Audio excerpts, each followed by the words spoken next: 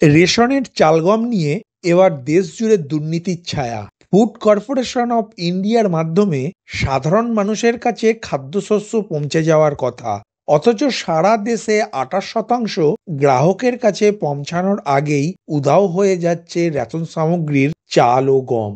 পরিমাণটা মাথা ঘুরিয়ে দেওয়ার মতো।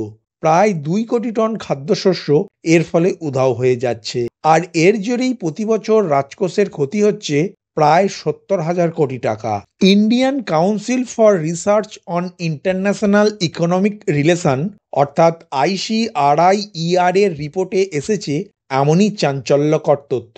ওই রিপোর্ট অনুযায়ী চাল গম ঘুরপথে বিক্রি হয়ে যাচ্ছে ভারতের খোলা বাজারে, এমনকি বিদেশে পর্যন্ত চলে যাচ্ছে।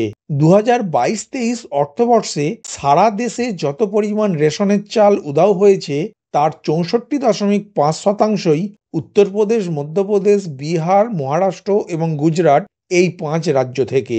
উল্টো দিকে পাচার রুখতে উল্লেখযোগ্য ভূমিকা নিয়েছে পশ্চিমবঙ্গ। রিপোর্টে বলা হয়েছে রেশনের খাদ্যপণ্য পাচার আটকাতে রাজ্য সরকার অনেকটাই সফল।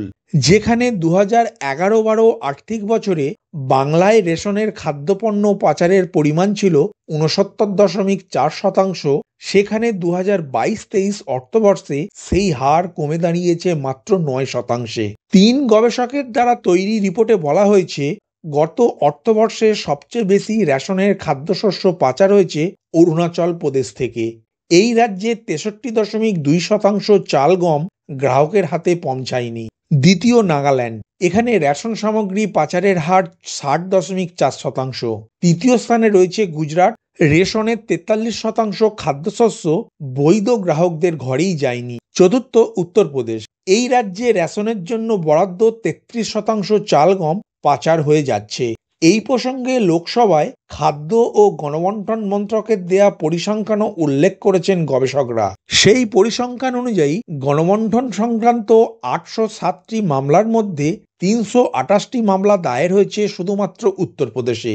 হিমাচল প্রদেশ, উত্তরাখণ্ড ও মহারাষ্ট্র বিপুল হারে খাদ্যশস্য খোলা বাজারে চলে যাচ্ছে। তবে বাংলার পরে খাদ্যশস্য পাচার রুখতে গুরুত্বপূর্ণ ভূমিকা নিয়েছে যে রাজ্যটি, তার নাম হলো বিহার। তারা এই ১১ বছরে পাচারের হার ৬৮.৭% থেকে ১৯.২% নামিয়ে এনেছে। ভারতে ৮১,৪০,০০,০০০ মানুষের কাছে খাদ্যশস্য পৌঁছে দেয় ভারত সরকার। সরকারি পরিকাঠামো সত্ত্বেও গণবণ্টন ব্যবস্থা থেকে এই বিপুল পরিমাণ খাদ্যশস্য খোলা বাজারে চলে যাওয়ার কারণ কি? এই রিপোর্টেই দাবি করা হয়েছে এখনো গোটা ব্যবস্থায় বেশ কিছু খামতি থেকে গিয়েছে, তাই এই ধরনের খাদ্যশস্য পাচারও হচ্ছে।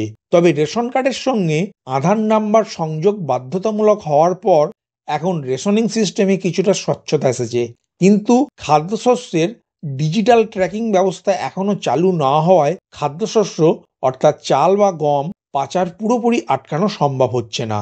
ভিডিওটি প্রথম থেকে শেষ পর্যন্ত দেখার জন্য ধন্যবাদ। এই ইনফরমেটিভ আজকের আপডেটটি আপনার বন্ধু ও পরিচিতদের জানাতে বেশি বেশি করে শেয়ার করবেন, আর অবশ্যই কমেন্ট করবেন ভিডিও সম্বন্ধে আপনার কোনো ডাউট বা জিজ্ঞাসা থাকলে, এবং আপনার কোনো মতামত জানাবেন। ভালো থাকবেন, সুস্থ থাকবেন।